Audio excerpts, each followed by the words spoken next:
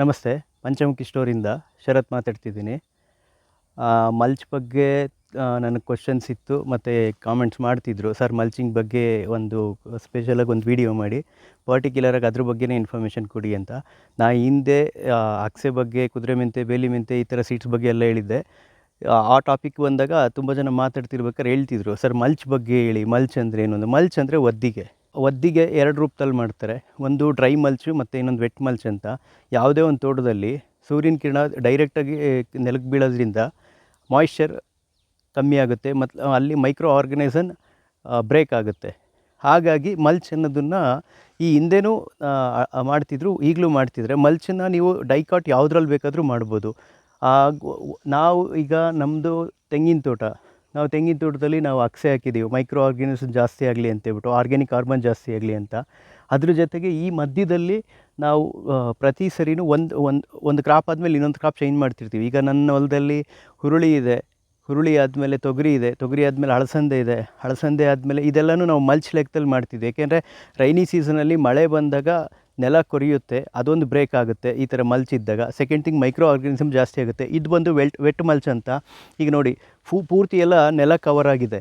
ಇದರ ಕೆಳಗಡೆ ಈಗ ನಾವು ಇದನ್ನು ಹುರುಳಿ ತೆಗೆದ ಮೇಲೂ ಇದ್ರದ್ದು ಏನು ಎಲೆಗಳಿದೆ ಅದು ಬಿದ್ದು ನಿಮಗೆ ನೆಕ್ಸ್ಟ್ ಕ್ರಾಪ್ಗೆ ನೀರು ಹಿಡಿದಿಟ್ಕೊಳ್ಳೋ ಶಕ್ತಿ, ಅಂದರೆ ಆರ್ಗ್ಯಾನಿಕ್ ಕಾರ್ಬನ್ ಜಾಸ್ತಿ ಆಗುತ್ತೆ. ಇದು ಮೈನ್ ರೀಸನ್ನು. ಎರಡನೇದು, ನಮಗೆ ಸಾಯಿಲ್ ಎರೋಷನ್ ತುಂಬ ಅಂದರೆ ತುಂಬ ಕಮ್ಮಿ ಆಗುತ್ತೆ ಈ ಥರ ಮಲ್ಚ್ ಇದ್ದಾಗ. ಆದಷ್ಟು ರೈತರೆಲ್ಲರೂ ಮಲ್ಚಿಂಗ್ ಮಾಡೋದು ನೋಡಿ. ಮಲ್ಚಿಂಗ್ ಮಾಡೋದ್ರಿಂದ ನಿಮ್ಗೆ ಎರಡೊಂದು ಅನುಕೂಲ. ಇದರಲ್ಲಿ ಕಳೆ ತೆಗೆಯೋದಿರಲ್ಲ, ಏನೂ ಇರಲ್ಲ. ಮಲ್ಚಿಂಗ್ ನೀವು ಯಾವುದ್ರಲ್ಲಾದರೂ ಮಾಡ್ಬೋದು, ಡೈಕಾಟ್ ಯಾವುದ್ರಲ್ಲಾದರೂ ಮಾಡ್ಬೋದು. ಅಂದರೆ ದ್ವಿದಳ ಜಾತಿ ಮೇವಲ್ಲಿ ನೀವು ಯಾವುದ್ರಲ್ಲಿ ಬೇಕಾದರೂ ಮಲ್ಚ್ ಮಾಡ್ಬೋದು. ನೀವು ಗೊಬ್ಬರ ಆಗು ಬಳಸ್ಬೋದು. ಇದನ್ನು ಹುರುಳಿ ಕಾಳು ತೆಕ್ಕೊಂಡ್ಮೇಲೆ ನೀವು ಇದನ್ನು ಮೇವಾಗಾದರೂ ಬಳಸ್ಬೋದು, ಇಲ್ಲ ಮತ್ತು ನೀವು ಇದನ್ನು ಹೊಲಕ್ಕೆ ಹಾಕಿ ಗೊಬ್ಬರನಾದರೂ ಆಗಿ ಮಾಡ್ಬೋದು. ಈಗ ಮಲ್ಚಿಂಗ್ ಅಂತ ಬಂದಾಗ ನಾವು ದ್ವಿದಳ ಜಾತಿ ಮೇವಲ್ಲಿ ಯಾವುದಾದ್ರೂ ಹಾಕಿದ್ರೂ ಒಳ್ಳೆಯದೇ.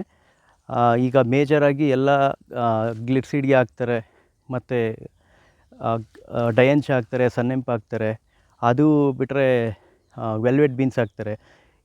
ಇದು ಹೇಗಾಗುತ್ತೆ ಅಂತಂದರೆ, ನೀವು ಪರ್ಟಿಕ್ಯುಲರ್ ಟೈಮಲ್ಲಿ ಹಾಕಿ ಕಲ್ಟಿವೇಟ್ ಮಾಡಿ ಬಿಟ್ಬಿಡ್ತೀರ, ಅದು ಇದಾಗುತ್ತೆ. ನಮಗೆ ಅದರಿಂದ ಬೇರೆ ಸೋರ್ಸ್ ಆಫ್ ಇನ್ಕಮ್ ಅಂತ ಬರಲ್ಲ. ಅದು ಪರ್ಟಿಕ್ಯುಲರ್ ಗೊಬ್ಬರಕ್ಕೆ ಅಂತಲೇ ಬರುತ್ತೆ. ಇದರಲ್ಲಿ ನಮಗೊಂದು ಎರಡೊಂದು ಇನ್ಕಮ್ ಆಗುತ್ತೆ. ಈಗ ಇದರಲ್ಲಿ ನಾವು ಕ್ರಾಪ್ ತೆಗೆದ ಮೇಲೆ ಈ ಎಲೆಗಳೆಲ್ಲ ತಂತಾನಾಗಿ ಉದುರಿರುತ್ತೆ. ಅದು ನಿಮಗೆ ಸಮ್ಮರಲ್ಲಿ, ಈಗ ನಾವು ರೈನಿ ಸೀಸನಲ್ಲಿ ಇದನ್ನು ಹಾಕಿದಾಗ ವಿಂಟರಲ್ಲಿ ಕ್ರಾಪ್ ಬರುತ್ತೆ. ವಿಂಟರಲ್ಲಿ ಕ್ರಾಪ್ ಬಂದು ಸಮ್ಮರಲ್ಲಿ ಆ ಎಲೆಗಳು ಬಿದ್ದಿರುತ್ತೆ. ಎಲೆಗಳೆಲ್ಲನೂ ಗೆದ್ದಲು ಎಲ್ಲ ತಿಂದುಬಿಟ್ಟು ಅದು ನಮಗೆ ಗೊಬ್ಬರ ಆಗುತ್ತೆ. ಇದು ವೆರಿ ಇಂಪಾರ್ಟೆಂಟ್. ನಾವು ಅಂದರೆ ಖಾಲಿ ಲ್ಯಾಂಡ್ ಬಿಡೋದಕ್ಕಿಂತ ಇದರಲ್ಲಿ ಈಗ ನಾವು ಕಲ್ಟಿವೇಟ್ ಮಾಡಿ ಬೀಜ ಒಂದು ಹಾಕೋದು ಬಿಟ್ಟರೆ, ನೀವು ಕಳೆ ತೆಗ್ಸೋದಿರಲ್ಲ, ಮತ್ತು ಇದಕ್ಕೆ ಅಂತ ಯಾವುದೇ ಪೆಸ್ಟ್ ಹೊಡೆಯೋದಿರಲ್ಲ, ಮತ್ತು ಫಂಗಿಸೈಡ್ ಯಾವುದು ಆ ಥರದ್ದು ಯಾವುದು ಬೇಕಿರಲ್ಲ. ನ್ಯಾಚುರಲ್ಲಾಗಿ ಚೆನ್ನಾಗಿ ಬರುತ್ತೆ. ಇನ್ ಕೇಸ್ ಮಳೆ ಚೆನ್ನಾಗಿ ಬಿತ್ತು ಅಂದರೆ ನಿಮ್ಗೆ ಒಳ್ಳೆ ಕ್ರಾಪ್ ಆಗುತ್ತೆ, ಇಲ್ಲಾಂದರೆ ಗೊಬ್ಬರ ಆಗುತ್ತೆ. ಖಾಲಿ ಜಮೀನು ಬಿಡೋದಕ್ಕಿಂತ ಈ ಥರ ಯಾವುದಾದ್ರು ಒಂದು ಕ್ರಾಪ್ ಇಡೋದ್ರಿಂದ ರೈತನಿಗೆ ಒಂದು ಇನ್ಕಮ್ ಬರ್ತಿರುತ್ತೆ. ನಾವು ಖಾಲಿ ಜಮೀನು ಬಿಟ್ಟರೆ ನಮಗೆ ಸುಮ್ಮನೆ ಅಲ್ಲಿ ಇರೋವಂಥ ಗೊಬ್ಬರ, ಅನ್ವಾಂಟೆಡ್ ವೀಡ್ ಬಂದು ಆ ಹೊಲ ಪೂರ್ತಿ ಎಲ್ಲನೂ ಆ ಬೀಜಗಳ ಹಬ್ಬಿ ನಾವು ಮತ್ತೆ ಯೋಗ್ಯ ಇಲ್ದಂಗೆ ಆಗೋಗ್ಬಿಡುತ್ತೆ. ತುಂಬ ಅದಕ್ಕೋಸ್ಕರ ವರ್ಕ್ ಮಾಡಬೇಕಾಗುತ್ತೆ. ಹಾಗಾಗಿ ಖಾಲಿ ಜಮೀನು ಬಿಟ್ಟು ಈ ಥರ ಯಾವುದಾದ್ರು ಒಂದು ಮಲ್ಚ್ಗಾಗಲಿ ಇಲ್ಲ ಯಾವುದಾದ್ರೂ ಒಂದು ಬೆಳೆ ಇಟ್ಟಿರೋದ್ರಿಂದ ನಿಮಗೆ ಒಂದು ಸೆಕೆಂಡ್ ಒಂದು ಇನ್ಕಮ್ ಬರುತ್ತೆ. ಈಗ ನಾವು ಹುರುಳಿ ತೋರಿಸ್ದೆ ಮತ್ತು ತೊಗರಿ ತೋರಿಸ್ದೆ. ಈಗ ಇದು ಅಳಸಂದೆ. ಇದು ನಮ್ಮ ಹೊಲದಲ್ಲೇ ನಾವು ಹಾಕ್ಕೊಂಡಿರೋದು. ನಾವು ಮಾರೋದಕ್ಕಿಂತ ಇಂಪಾರ್ಟೆನ್ಸ್ ಕೊಡಬೇಕಿರೋದು ನಮ್ಮ ಮನೆಗೆ ನಾವು ಆರ್ಗ್ಯಾನಿಕ್ಕಾಗಿ ತಿನ್ನೋದ್ರಿಂದ ನಮ್ಮ ಹೆಲ್ತ್ ಚೆನ್ನಾಗಿರುತ್ತೆ. ಹಾಗಾಗಿ ಪ್ರತಿಯೊಂದನ್ನು ನಾವು ಆದಷ್ಟು ನಮ್ಮ ಹೊಲಗಳಲ್ಲಿ ಹಾಕ್ಕೊಂಡು ನಾವು ಬೆಳ್ಕೊಂಡ್ರೆ ತುಂಬ ಒಳ್ಳೆಯದು. ಈಗ ಒಂದು ಬಯೋಮಾಸಿಗೆ ಇಷ್ಟು ಗೊಬ್ಬರನ ನಾನು ಹೊರಗಡೆಯಿಂದ ತಂದು ಹಾಕಬೇಕು ಅಂದರೆ ಸಾಕಷ್ಟು ದುಡ್ಡು ಖರ್ಚಾಗುತ್ತೆ.